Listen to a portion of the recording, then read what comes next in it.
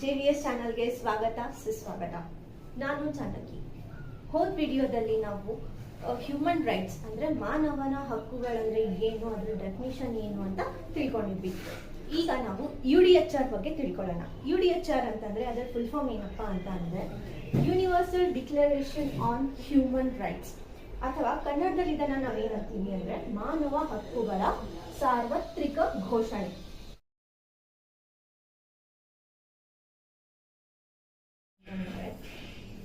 National world ವಾರ್ಗಳು ಏನ್ ನಡೀತಾ ಇದ್ವಲ್ಲ, ಆ ಸಮಯಗಳಲ್ಲಿ ಮನುಷ್ಯರನ್ನ ಮೃಗಗಳ ತರ ಟ್ರೀಟ್ ಮಾಡ್ತಾ ಇದ್ರು, ಅಥವಾ ಗುಲಾಮರ ತರ ಟ್ರೀಟ್ ಮಾಡ್ತಾ ಇದ್ರು. ಅದಕ್ಕೆ ಕಾರಣಗಳೇನು ಅಂತಂದ್ರೆ ಕೊಲೋನಿಯಲ್ ರೂಲ್ ನಡೀತಾ ಇತ್ತು. ಕೊಲೋನಿಯಲ್ ರೂಲ್ ಅಂತಂದ್ರೆ ಪ್ರಭಾವಿ ದೇಶಗಳು ಏನ್ ಮಾಡ್ತಿದ್ವು ಅಂತಂದ್ರೆ ಬೇರೆ ದೇಶಗಳ ಮೇಲೆ ಆಳ್ವಿಕೆಯನ್ನ ನಡೆಸ್ತಿದ್ರು. ಆ ಕಾರಣದಿಂದ ಅಲ್ಲಿರೋ ಜನರನ್ನ ಗುಲಾಮನ್ ತರ ನೋಡ್ಕೊಂತಾ ಇದ್ರು. ಅವ್ರಿಗೆ ಯಾವುದೇ ಆದ ಹಕ್ಕುಗಳು ಇರಲಿಲ್ಲ. ಇದನ್ನ ತಡೆಗಟ್ಟೋದಕ್ಕಂತಾನೆ UDHR ಬರ್ಬೇಕಾಯ್ತು. ಇದನ್ನ ಯಾರು ಸ್ಥಾಪಿಸಿದ್ರು, ಹೇಗೆಲ್ಲ ಅದು ಸ್ಥಾಪನೆ ಬಂತು ಅಂತ ನೋಡೋಣ.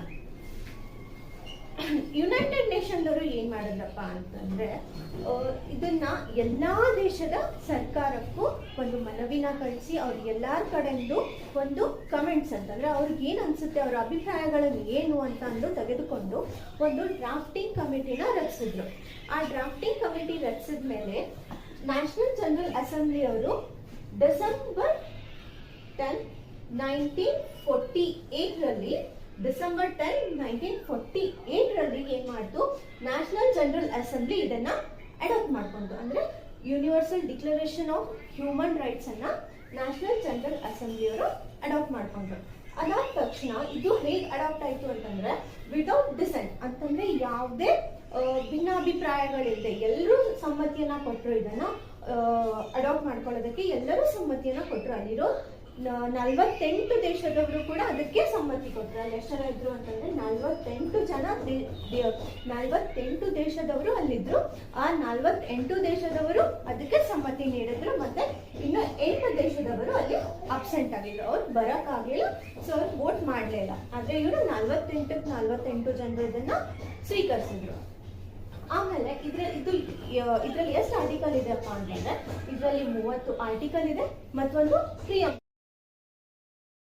UDHR ದ ಪ್ರಿಯಂಬಲ್ ಏನ್ ಹೇಳತ್ತಪ್ಪ ಅಂದ್ರೆ where is recognition of inherent dignity of all members of a human family is foundation of freedom, justice and peace in the world. ಹಂಗಂದ್ರೆ ಏನಪ್ಪಾ ಅಂದ್ರೆ ಇದೇನ್ ಹೇಳುತ್ತೆ ಅಂದ್ರೆ ಯಾವುದೇ ಒಂದು ಮನುಷ್ಯ ಮಾನವ ಕುಟುಂಬದಲ್ಲಿ ಜನನ ಪಡೆದ್ರೆ, ಯಾವುದೇ ಒಂದು ಮನುಷ್ಯ ಮಾನವನ ಕುಟುಂಬದಲ್ಲಿ ಜನಿಸಿದ್ರೆ ಅವನ್ಗೆ ಏನ್ ಸಿಗುತ್ತೆ, ಇನ್ಹರೆಂಟ್ ಡಿಗ್ನಿಟಿ. ಇನ್ಹರೆಂಟ್ ಡಿಗ್ನಿಟಿ ಅಂದ್ರೆ ಏನಪ್ಪಾ ಅಂತಂದ್ರೆ ಆಂತರಿಕವಾಗಿಯೇ ಅವನಿಗೆ ಕೆಲವೊಂದು ಘನತೆಯಿಂದ ಬದುಕುವಂತ ಹಕ್ಕುಗಳು ಸಿಗತ್ತೆ. ಇದಲ್ಲದೆ ಮತ್ತೇನನ್ನ ಇದನ್ನ ಕಾನ್ಸಂಟ್ರೇಟ್ ಮಾಡ್ತು ಅಂತಂದ್ರೆ ಇದು ಜಗತ್ತಿನಲ್ಲಿ ಇರುವಂತಹ ಎಲ್ಲಾ ಮಾನವನಿಗೂ ಏನೆಲ್ಲ ಸಿಗೋ ತರ ಮಾಡ್ತು, ಫ್ರೀಡಮ್ ಅಂತಂದ್ರೆ ಸ್ವಾತಂತ್ರ್ಯದಿಂದ ಬದುಕುವ ಹಕ್ಕು ಕೊಡುವ ಹಾಗೆ, ಮತ್ತು ನ್ಯಾಯನ ಸಿಗೋ ಹಾಗೆ, ಮತ್ತು ಜಗತ್ತಿನಲ್ಲಿ ಶಾಂತಿನ ಕಾಪಾಡೋದನ್ನ ಕನ್ಸಿಡರ್ ಮಾಡ್ತು. ಪ್ರಿಯಂಬಲ್ ಮತ್ತೆ ಏನ ಹೇಳ್ತಪ್ಪ ಅಂತಂದ್ರೆ The preamble simply proclaims the declaration as common standard of achievement of all peoples of all nations. ಹೀಗಂದ್ರೆ ಏನಪ್ಪಾ ಅಂತಂದ್ರೆ ಪ್ರಿಯಂಬಲ್ ಏನ್ ಪ್ರೊಕ್ಲೇಮ್ ಅಂತಂದ್ರೆ ಏನ್ ಘೋಷಣೆ ಮಾಡ್ತು ಅಂತಂದ್ರೆ UDHR ಮೇನ್ ಆಬ್ಜೆಕ್ಟಿವ್ ಏನಿತ್ತಪ್ಪ ಅಂತಂದ್ರೆ ಕೆಲವೊಂದು ದೇಶಗಳಲ್ಲಿ ಹ್ಯೂಮನ್ ರೈಟ್ಸ್ ಅಂತಂದ್ರೆ ಮಾನವ ಹಕ್ಕುಗಳು ಇರ್ಲೇ ಇಲ್ಲ. ಸೊ ವಿಶ್ವದಾದ್ಯಂತ ಮಾನವನ ಹಕ್ಕುಗಳು ಉಳಿಲಿ, ಎಲ್ಲರಿಗೂ ಅವ್ರದೇ ಆದ ಒಂದು ಮಾನವನ ಹಕ್ಕುಗಳು ಸಿಗ್ಲಿ ಅಂತ ಇದು ಘೋಷಣೆಯನ್ನ ಮಾಡ್ಬೇಕಾಯ್ತು. ಆ ಘೋಷಣೆಗೋಸ್ಕರನೇ ಇಲ್ಲಿ ಒಂದು ಕಾಮನ್ ಸ್ಟ್ಯಾಂಡರ್ಡ್ ಅನ್ನ ತಗೊಂಡ್ ಬಂತಂದ್ರು, ಸಾಮಾನ್ಯ ಮಾನದಂಡವನ್ನು ತೆಗೆದುಕೊಂಡು ಬರಲಾಯ್ತು. ಇದು ಪ್ರತಿಯೊಂದು ಮನುಷ್ಯನಿಗೆ, ವಿಶ್ವದ ಪ್ರತಿಯೊಂದು ಮನುಷ್ಯನಿಗೂ ಇದು ಇಂಪ್ಲಾಯ್ ಆಗ್ತಿತ್ತು, ಅಂದ್ರೆ ಅವನ ಮೇಲೆ ಅದು ಪರಿಣಾಮ ಬೀಳ್ತಿತ್ತು. ಇದು ಮತ್ತೆ ಏನ್ ಹೇಳ್ತಪ್ಪ ಅಂದ್ರೆ the world common standard was inserted in preamble because of all majority of people were deprived of their human rights at that time because they lived in colonial rules and authoritarian regimes continue to oppress them. ಹೀಗಂದ್ರೆ ಏನಪ್ಪ ಏನಪ್ಪಾ ಅಂತಂದ್ರೆ ನಿಮ್ಗೆ already ಹೇಳಿದ್ದೆ ನಾನು, ಇಲ್ಲಿ common standard ಅನ್ನ ಆಳ್ವರಿಕೆ ಮಾಡ್ಬೇಕಾಗಿ ಬಂತು ಅಥವಾ ಅದನ್ನ ಇಂಪ್ಲೈ ಮಾಡ್ಬೇಕಾಗಿ ಬಂತು. ಯಾಕೆ ಮಾಡೋದಪ್ಪ ಇದನ್ನ ಅಂತ ಅಂದ್ರೆ, ಮೊದಲೆಲ್ಲ ಕೊಲೋನಿಯಲ್ ರೂಲ್ ನಡೀತಾ ಇತ್ತು. ಕೊಲೋನಿಯಲ್ ರೂಲ್ ಅಂತ ನಿಮ್ಗೆ ಮೊದಲೇ ಹೇಳಿದೆ. ಕೊಲೋನಿಯಲ್ ರೂಲ್ ಅಲ್ಲಿ ಏನಿತ್ತು, ಒಂದು ಪ್ರಭಾವಿ ದೇಶ ಇನ್ನೊಂದು ದೇಶದ ಮೇಲೆ ಆಡಳಿತನ ಮಾಡ್ತಾ ಇತ್ತು, ಮತ್ತೆ ಅದನ್ನ ಜನರೇನಿದ್ರಲ್ಲ ಆ ದೇಶದಲ್ಲಿ ಅವರನ್ನ ಗುಲಾಮ್ ಅಂತರ ನೋಡ್ಕೊಂತಾ ಇದ್ರು. ಸೊ ಆ ಸಂದರ್ಭಗಳಲ್ಲಿ ಮತ್ತೆ ಅಥಾರಿಟೇರಿಯನ್ ರಿಜಿಮ್ಸ್ ಅಂದ್ರೆ ಏನಪ್ಪಾ ಅಂತಂದ್ರೆ, ಈಗ ಸರ್ವಾಧಿಕಾರಿಗಳಿದ್ರು, ಕೆಲವೊಂದು ಸರ್ವಾಧಿಕಾರಿಗಳು ಏನ್ ಮಾಡ್ತಿದ್ರು, ಅವ್ರ ಅಂಡರ್ ಅಲ್ಲಿರೋ ಅಂದ್ರೆ ಅವ್ರ ಕೆಳಗಿರೋ ಜನರನ್ನ ಅವರು ಗುಲಾಮನ್ ಥರಾನೇ ನೋಡ್ಕೊಂತಾ ಇದ್ರು. ಅವ್ರಿಗೆ ಯಾವುದೇ ಒಂದು ಹಕ್ಕುಗಳನ್ನ ಕೊಡ್ತಿರ್ಲಿಲ್ಲ. ಈ ಸಂದರ್ಭಗಳಲ್ಲಿ ಏನಾಗ್ಬಿಡ್ತಾ ಇತ್ತು, ಎಷ್ಟೋ ಜನರಿಗೆ ತನ್ನ ಹಕ್ಕುಗಳು ಸಿಗ್ತಾನೆ ಇರ್ಲಿಲ್ಲ. ಆಮೇಲೆ ಇವ್ರು ಏನ್ ಮಾಡ್ತಾ ಇದ್ರು ಅಂತಂದ್ರೆ, ಕೊಲೋನಿಯಲ್ ರೂಲ್ಸ್ ಮಾಡೋರಾಗ್ಲಿ ಅಥವಾ ಸರ್ವಾಧಿಕಾರಿಗಳು ಏನ್ ಮಾಡ್ತಿದ್ರು, ಅವ್ರನ್ನ ತುಳಿಯೋದಕ್ಕೆ ಪ್ರಯತ್ನ ಪಡ್ತಿದ್ರು. ಸೊ ಇದು ಆಗದೆ ಇರ್ಲಿ ಅಂತಂದು ಇದು UDHR ಬಂತು. ಅದರಲ್ಲಿ ಇದು ಪ್ರಿಯಂಬಲ್ ಅಲ್ಲಿ ಇದನ್ನೆಲ್ಲ ಇನ್ಕ್ಲೂಡ್ ಕೂಡ ಮಾಡ್ಕೊಂಡ್ಬಿಟ್ರು. ಆರ್ಟಿಕಲ್ಸ್ ಆಫ್ ಡಿಕ್ಲರೇಷನ್ಗೆ ಬಂದ್ರೆ, ಆರ್ಟಿಕಲ್ 1 and 2 ಜನರಲ್ ಆಗಿ ಮಾತಾಡುತ್ತೆ. Article 3 to 21 civil and political rights. Civil and political rights ಅಂತಂದ್ರೆ ನಾಗರಿಕ ಮತ್ತು ರಾಜಕೀಯ ಹಕ್ಕುಗಳ ಬಗ್ಗೆ ಮಾತಾಡುತ್ತೆ. ಮತ್ತೆ ಆರ್ಟಿಕಲ್ 22 to 28 ಇದು economic, social and cultural rights ಬಗ್ಗೆ ಮಾತಾಡುತ್ತೆ. ಅಂದ್ರೆ ಆರ್ಥಿಕ, ಸಾಮಾಜಿಕ ಮತ್ತು ಸಾಂಸ್ಕೃತಿಕ ಹಕ್ಕುಗಳ ಬಗ್ಗೆ ಮಾತಾಡುತ್ತೆ. ಈಗ ನಾವು ಸಿವಿಲ್ ಅಂಡ್ ಪೊಲಿಟಿಕಲ್ ರೈಟ್ಸ್ ಬಗ್ಗೆ ನೋಡೋಣ. ಆರ್ಟಿಕಲ್ 3 ಏನ್ ಹೇಳತ್ತಪ್ಪ ಅಂತಂದ್ರೆ, right to liberty and security. Right to liberty and security ಅಂದ್ರೆ ಏನಪ್ಪಾ ಅಂತಂದ್ರೆ, ಯಾವುದೇ ಒಂದು ವ್ಯಕ್ತಿಗೆ ಸ್ವಾತಂತ್ರ್ಯದ ಮತ್ತು ಭದ್ರತೆಯ ಹಕ್ಕು ಇದ್ದೇ ಇರುತ್ತೆ.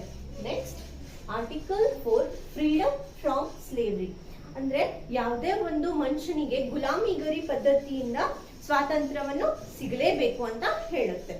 ಮತ್ತೆ ಆರ್ಟಿಕಲ್ 5 ಪ್ರೊಹಿಬಿಷನ್ ಅಗೇನ್ಸ್ಟ್ ಟಾರ್ಚರ್ ಅಂತಂದ್ರೆ ಯಾವುದೇ ಒಂದು ಕಿರುಕುಳದಿಂದ ಮುಕ್ತನಾಗುವ ಹಕ್ಕಿದೆ, ಅದನ್ನ ತಡೆಗಟ್ಟಬಹುದು ಅಂತ ಆರ್ಟಿಕಲ್ 5 ಹೇಳುತ್ತೆ. ಆರ್ಟಿಕಲ್ 6 ಏನ್ ಹೇಳತ್ತಪ್ಪ ಅಂತಂದ್ರೆ, recognition of person before the law ಅಂತಂದ್ರೆ ಪ್ರತಿಯೊಂದು ಮನುಷ್ಯನು ಕಾನೂನಿನ ಮುಂದೆ ಗುರುತಿಸಿಕೊಳ್ಳುವ ಹಕ್ಕು ಇದೆ ಅಂತ ಆರ್ಟಿಕಲ್ 6 ಹೇಳುತ್ತೆ. ಆರ್ಟಿಕಲ್ 7 ಏನ್ ಹೇಳತ್ತಪ್ಪ ಅಂತಂದ್ರೆ, equality before law. Equality before law ಅಂತಂದ್ರೆ ಕಾನೂನಿನ ಮುಂದೆ ಎಲ್ಲರೂ ಸಮಾನರೇ ಅಂತೂ ಆರ್ಟಿಕಲ್ 7 ಹೇಳುತ್ತೆ.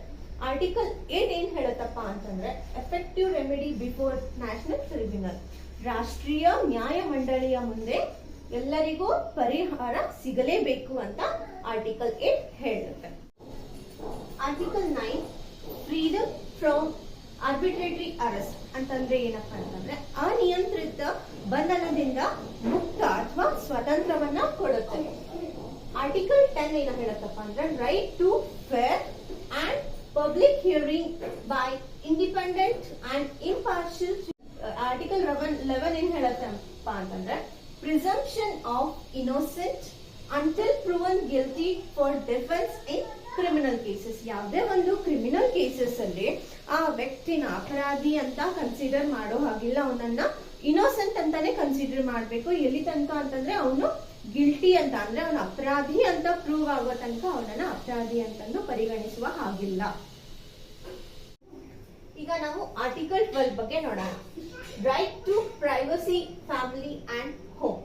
ಆರ್ಟಿಕಲ್ 12 ಏನ್ ಹೇಳುತ್ತೆ ಅಂದ್ರೆ, ಪ್ರತಿಯೊಬ್ಬರಿಗೂ ಅವ್ರದಾದವನ್ನ ಪ್ರೈವಸಿಯನ್ನ ಕಾಪಾಡಿಕೊಳ್ಳುವ ಹಕ್ಕಿದೆ ಮತ್ತು ಫ್ಯಾಮಿಲಿ ಅಂದ್ರೆ ಕುಟುಂಬನ ರಚಿಸಿಕೊಳ್ಳುವ ಹಕ್ಕಿದೆ ಮತ್ತು ಒಂದು ಮನೆಯನ್ನ ಕೂಡ ಪಡೆಯುವಂತ ಹಕ್ಕು ಇದೆ. Article 13 right to freedom of movement and residence. ಯಾವುದೇ ಮಾನವನಿಗೆ, ಯಾವುದೇ ಮನುಷ್ಯನಿಗೆ ಚಲಿಸುವ ಹಕ್ಕಿದೆ ಮತ್ತು ವಾಸಿಸುವ ಹಕ್ಕಿದೆ. ಆದ್ರೆ ಅದು ವಾಸಿಸುವುದು ಅಥವಾ ಚಲಿಸುವುದು ಎಲ್ಲ ಆಗಿರ್ಬೇಕು, ನಮ್ ಟೆರಿಟರಿಯಲ್ಲೇ ಆಗಿರ್ಬೇಕು, ಅಂದ್ರೆ ನಮ್ ದೇಶದ ಗಡಿಯಲ್ಲೇ ಆಗಿರ್ಬೇಕು. ಮತ್ತೆ article 14 right to seek and enjoy asylum. ನಾವು ಇದನ್ನ ಅಸೈಲಮ್ ಅಲ್ಲಾದ್ರೂ ಓದಿದ್ವಿ. ಏನಪ್ಪಾ ಅಂತಂದ್ರೆ, ಯಾವುದೇ ಮನುಷ್ಯನಿಗೆ ಆಶ್ರಯ ಪಡೆಯುವಂತ ಹಕ್ಕಿದೆ, ಅವನು ಆಶ್ರಯನ ಪಡಿಬಹುದು. ಬೇರೆ ದೇಶಕ್ಕೆ ಹೋಗಿ ಆಶ್ರಯನ ಪಡೆಯುವಂತ ಹಕ್ಕು ಎಲ್ಲಾ ಮಾನವನಿಗೂ ಇದೆ. Article 15 right to nationality. ಯಾವುದೇ ಒಂದು ಮನುಷ್ಯನಿಗೆ ತನ್ನ ರಾಷ್ಟ್ರೀಯತೆಯನ್ನ ಪಡೆದುಕೊಳ್ಳುವ ಹಕ್ಕಿದೆ. Next right to marry and have family. ಯಾವುದೇ ಮನುಷ್ಯನಿಗೂ ಮದುವೆ ಆಗುವ ಹಕ್ಕಿದೆ ಮತ್ತು ತನ್ನದೇ ಆದ ಒಂದು ಕುಟುಂಬವನ್ನು ಮಾಡಿಕೊಳ್ಳುವ ಹಕ್ಕು ಇದೆ. Right to own property. ಯಾವುದೇ ಮನುಷ್ಯನಿಗೆ ತಂದೆ ಆದ ಒಂದು ಪ್ರಾಪರ್ಟಿನ ಪಡೆದುಕೊಳ್ಳುವಂತಹ ಅಥವಾ ಖರೀದಿಸುವಂತಹ ಹಕ್ಕು ಇದೆ. ಆಮೇಲೆ ಆರ್ಟಿಕಲ್ 18 ಏನ್ ಹೇಳಪ್ಪ ಅಂತಂದ್ರೆ freedom of opinion and expression. Article 20 ಹೇಳುತ್ತೆ ಪೀಸ್ಫುಲ್ ಅಸೋಸಿಯೇಷನ್ ಅಂಡ್ ಅಸೆಂಬ್ಲಿ, ಅಂದ್ರೆ ಶಾಂತಿಯುತವಾದ ಸಂಘ ಸಭೆಗಳು ಮಾಡುವ ಹಕ್ಕಿದೆ ಅಂತ ಆರ್ಟಿಕಲ್ 20 ಹೇಳುತ್ತೆ. ಆರ್ಟಿಕಲ್ 21 ಏನ್ ಹೇಳತ್ತಪ್ಪ ಅಂತಂದ್ರೆ right to participate in government. ನಾವು economic, social and cultural rights ಬಗ್ಗೆ ನೋಡೋಣ. ಎಕನಾಮಿಕ್, ಸೋಷಿಯಲ್, ಕಲ್ಚರಲ್ ರೈಟ್ಸ್ ಅಂತಂದ್ರೆ ಆರ್ಥಿಕ, ಸಾಮಾಜಿಕ ಮತ್ತು ಸಾಂಸ್ಕೃತಿಕ ಹಕ್ಕುಗಳ ಬಗ್ಗೆ ನೋಡೋಣ. First article 22 right to social security ಬಗ್ಗೆ ಹೇಳುತ್ತೆ. ಆಮೇಲೆ article 23 right to work and free choice of employment ಅಂತ ಹೇಳುತ್ತೆ. ಅಂದ್ರೆ ಆರ್ಟಿಕಲ್ 22 ಏನ್ ಹೇಳುತ್ತಪ್ಪ ಅಂತಂದ್ರೆ ಸಾಮಾಜಿಕವಾಗಿ ಭದ್ರತೆಯ ಬಗ್ಗೆ ಆರ್ಟಿಕಲ್ 22 ಹೇಳುತ್ತೆ. ಆರ್ಟಿಕಲ್ 23 ಏನ್ ಹೇಳುತ್ತೆ ಅಂತಂದ್ರೆ ನಮ್ಗೆ ಕೆಲಸ ಮಾಡುವ ಹಕ್ಕಿದೆ ಮತ್ತು ನಾವು ಯಾವ ಕೆಲಸ ಮಾಡ್ತೀವಿ ಅಥವಾ ಏನ್ ಕೆಲಸ ಮಾಡ್ತೀವಿ ಅಂತಂದು ಚಾಯ್ಸ್ ಮಾಡುವ ಹಕ್ಕು ನಮಗಿದೆ. ಅಂದ್ರೆ ಇದನ್ನೇ ನಾನು ಮಾಡ್ತೀನಿ ಅಂತಂದು ಒಂದು ಚಾಯ್ಸಿಗೆ ಬರುವಂತ ಹಕ್ಕು ನಮಗಿದೆ. ಆರ್ಟಿಕಲ್ 24 ಏನ್ ಹೇಳತ್ತಪ್ಪ ಅಂತಂದ್ರೆ right to rest and leisure, ಅಂದ್ರೆ ನಮ್ಗೆ ಆರಾಮ ಮಾಡುವ ಅಧಿಕಾರ ಕೂಡ ಇದೆ. ಆರ್ಟಿಕಲ್ 25 ಪ್ರಕಾರ right to standard of living adequate for health for himself and family. ಇದರ ಅರ್ಥ ಏನಪ್ಪಾ ಅಂದ್ರೆ ಯಾವುದೇ ಒಂದು ಮಾನವನಿಗೆ ಅವನ ಹಾಗೂ ಅವನ ಕುಟುಂಬದ ಆರೋಗ್ಯದ ಗುಣಮಟ್ಟವನ್ನು ನೋಡಿಕೊಂಡು ಅವನ ಜೀವನ ಮಟ್ಟವನ್ನು ಪಡೆದುಕೊಳ್ಳುವ ಅಧಿಕಾರ ಇದೆ. ಆರ್ಟಿಕಲ್ 26 ರೈಟ್ ಟು ಎಜುಕೇಶನ್ ಬಗ್ಗೆ ಹೇಳುತ್ತೆ.